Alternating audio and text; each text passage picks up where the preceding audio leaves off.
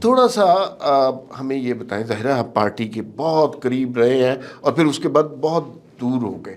ہم یہ جاننا چاہ رہے ہیں آپ سے کہ ایک طرف مسلم لیگ نون کا بیانیہ تھا کہ ووٹ کو عزت دو، اور گجرانوالہ کے جلسے میں باجوہ صاحب یہ جو تحفہ آپ لائے ہیں اسے سنبھالیں یہ کہا، اور نواز شریف صاحب نے بڑے تالیاں بجوائیں اور لوگوں کے دل جیت لیے. دوسری طرف ایکسٹینشن بھی دے دی. یہ کیسے ہوا تھا؟ بس میں تو اس ویلے I wasn't very much wired into the things at all, but it's quite clear that there must have been some arrangement. اور یہاں پر بڑا بیک لیش بھی آیا نون لیگ کے اندر. لوگوں نے بہت برا منایا اس بات کی کہ یہ ہم کیا کرنے کو جا رہے ہیں. لیکن اس میں جو شاید میسنجر کا کردار ادا کر رہے تھے خواجہ آصف صاحب، انہوں نے ٹی وی پہ آ کے کہہ دیا کہ مجھے کو جو کہا گیا تھا میں نے وہی کیا. انہوں نے خواجہ آصف صاحب نے تو کہا تھا، مجھے نواز شریف صاحب نے کہا ہے. ہاں تو پھر آپ سمجھ جائیں نا. یہ پاکستان مسلم لیگ نون جو نون لگی ہوئی ساتھ، اس کی وجہ ہے. آپ نہ سمجھیں کہ نون میں کچھ بھی ہوتا ہے ان کے بغیر. یہ سارا وہی فیصلے کرتے ہیں. مریم نواز کے ارد گرد سنا ہے کہ چند لوگ ہیں، ان کے علاوہ وہ کسی کی بات نہیں سنتی. ایک خاص قسم کی کچن کیبنٹ ہے، ہر ایک کی ہوتی ہے. کون سے ہیں وہ لوگ؟ میرا خیال تھا جی کہ آپ کوئی پاکستان کے مسائل پہ وہ بھی بات کریں گے، وہی بات کریں گے، اور اس طرف ہم کوئی بات کریں گے. مجھے نہیں پتا جی وہ کون لوگ ہیں، ان کیا ان کے ہیں، لیکن یہ میں آپ کو بتا دوں کہ جو آؤٹ پٹ مجھے نظر آ رہی ہے اس سے میں کافی فکر مند ہوں. اس کی وجہ کیا ہے؟ اس کی وجہ یہ ہے کہ پاکستان مسلم لیگ نون جو ہے یہ 90 کی دہائی کی سیاست کر رہی ہے ابھی بھی، ریوڑیاں بانٹنے والی. اور جو ہمارا الیکٹریٹ ہے وہ گریجویٹ کر گیا. دیکھیں نا، اگر یہ ریوڑیاں بانٹنے نے کام کرنا ہوتا تو ہوا میں تو آپ نے ٹرینیں چلا دی، ٹھیک تو ووٹ نہیں ملے نا. ٹھیک. تو اب کہتے ہیں کہ ہر گھر کو ہیلی کاپٹر دے دیں. چلیں یہ بھی کر کے دیکھ لیں، موٹر سائیکل بانٹ لیں اور لیپ ٹاپ بانٹ لیں. مطلب یہ سوچ کا فقدان ہے نا کہ آپ سمجھتے ہیں کہ وہ پاکستان کی نوجوان فوج جو ہے، جو پاکستان کی الیکٹریٹ ہے، اب وہ نہیں رہی ہے جو 1990 میں تھی. وہ اصلی باتیں کرنا چاہتی ہے کہ ہماری اس فارمولا جو پاکستان کا چل رہا ہے ایلیٹ کا، اس میں ہم کہاں کھڑے ہیں؟ ہمیں کون مطلب حصہ دلوائے گا؟ یہ کس طرح سے چلنا ہے یہ سارا نظام؟ کون ہے پوچھنے والا؟ کیوں ہمارے نسل در نسل قرض میں ڈبو دیے گئے ہیں؟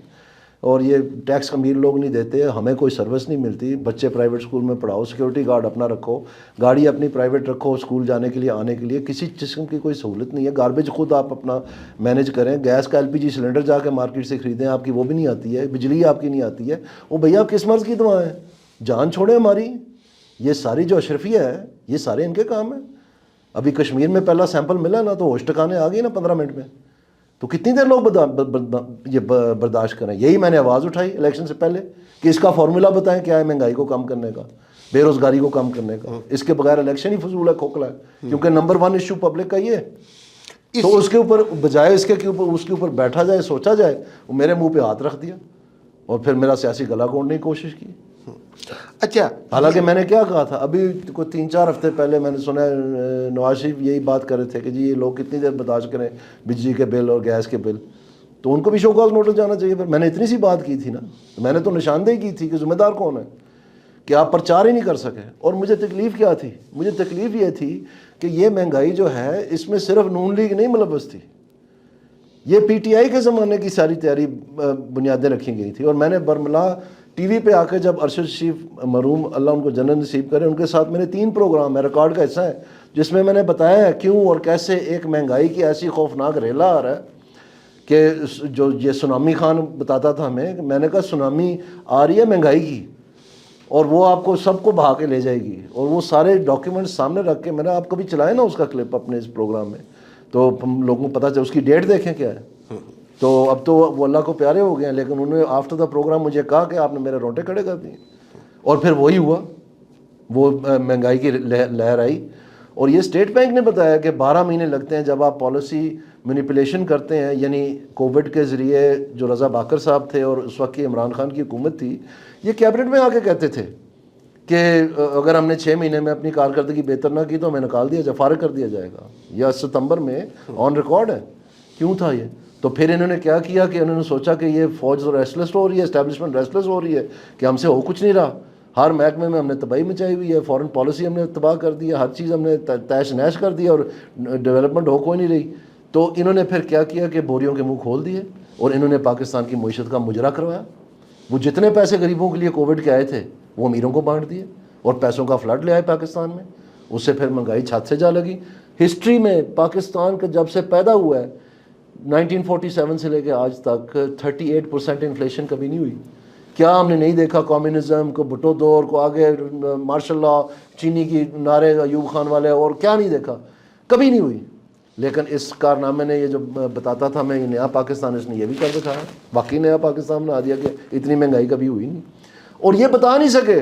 یہ جو مریم اورنگزیب ہے اور یہ جو احسن اقبال ہے، ان کے پاس تحقیقاتی ٹیمیں تھیں. لیکن وہ تو بڑے کلوز لوگ ہیں. نہیں، یہ وائٹ پیپر بناتے نا کہ کیوں ہوئی ہے مہنگائی، پرچار کرتے، بیانیہ بناتے. Can I stop you for a تو minute? بچے کے زبان، خیر ایک منٹ، بچے آخری جملہ، بچے کے زبان پہ ہونا چاہیے تھا کہ یہ مہنگائی کا ذمہ دار کون تھا.